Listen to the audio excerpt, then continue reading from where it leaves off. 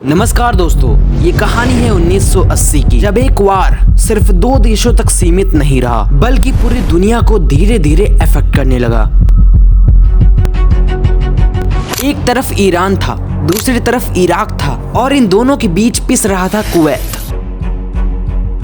लेकिन असली टेंशन तब शुरू होता है जब ये लड़ाई जमीन से समंदर तक पहुंच जाती है। खास बात ये थी कि कुवैत भी इस हादसे का शिकार हो गया था। ईरान को लगा कि अगर कुवैत इराक की हेल्प करेगा तो इनडायरेक्टली ये माना जाएगा कि वो हमारे खिलाफ खड़ा है। फिर इसके बाद वार सिर्फ जमीन तक लिमिटेड नहीं रहा, जितने भी ऑयल टैंकर्स थे उन पर हमला होने लगा। गल्फ के पानी में मिसाइल्स को लॉन्च किया गया और इस इंटायर फेज को टैंकर वार का नाम दिया गया। इसके चलते कुवैत की जितनी भी शिप्स होती थी उनको टारगेट किया जाने लगा। एक मेजर पॉइंट था ऑयल सप्लाई, जो कि दुनिया भर में कुवैत इसका सबसे लार्जेस्ट सपोर्टर माना जाता है और उसके ऑयल सप्लाई को भी डिस्टर्ब किया जाने लगा। और जब सिचुएशन कंट्रोल की बाहर जाने लगी तब एंट्री होती है यूएस की। लेकिन हर बार की तरह इसको समझने के लिए इसके जड़ तक जाना होगा।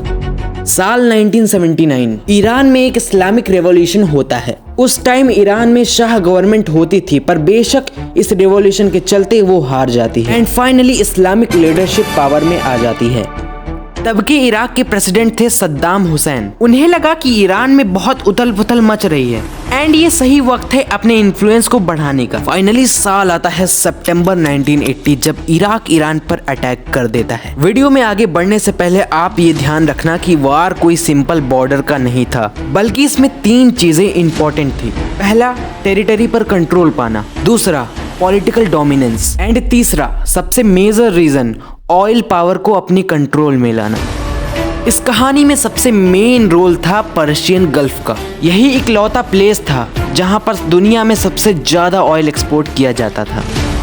अगर ये गल्फ डिस्टर्ब होता तो यूरोप, अमेरिका, एशिया जैसे देश भी इफेक्ट होते एंड जो सोचा वही हुआ। वार के शुरू के 2-3 साल जमीन पर हैवी फाइटिंग होती है, लेकिन अभी भी किसी भी पार्टी में ये नहीं क्लियर हुआ था कि जीत किसकी हुई थी। इसी के चलते इन दोनों पक्षों में एक ट्रीटी साइन होती है और रिजल्ट ये निकल कर आता है कि हमें एनिमीज की इकोनॉमी पर अटैक करना होगा।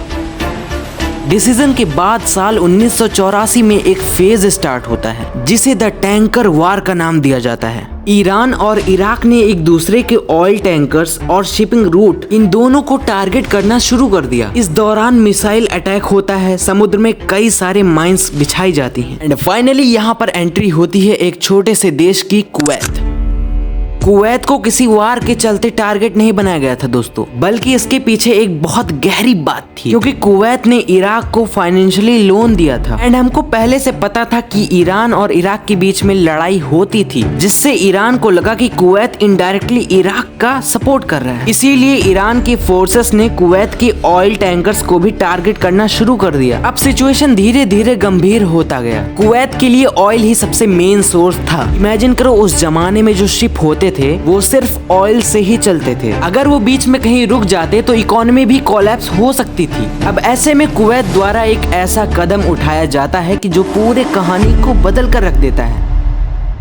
वार के चलते कुवैत इंटरनेशनल हेल्प मांगता है, जो कि one of the powerful country US होता है। इनका इंटरेस्ट सिंपल था। पहला, ऑयल सप्लाई सिक्योर होना चाहिए, दूसरा, गल्फ में सोवियत इन्फ्लुएंस ना बढ़े एंड तीसरा, इंटरनेशनल ट्रेड सेफ रहे। ये जो यूएस के नेवी थी, इन्होंने कुवैत के टैंकर्स को अमेरिकन फ्लैग के अंडर रजिस्टर कर लिया एंड इस ऑपरेशन को री-फ्लैगिंग नाम दिया गया। अब ईरान और यूएस के बीच डायरेक्ट कन्फ्रंटेशन का रिस्क बढ़ गया। ईरान और यूएस कई बार एक ही एरिया में ऑपरेट करने लगे, समंदर में मिसाइल्स मिलने लगे और मूवमेंट हाई अलर्ट पर जाने लगा।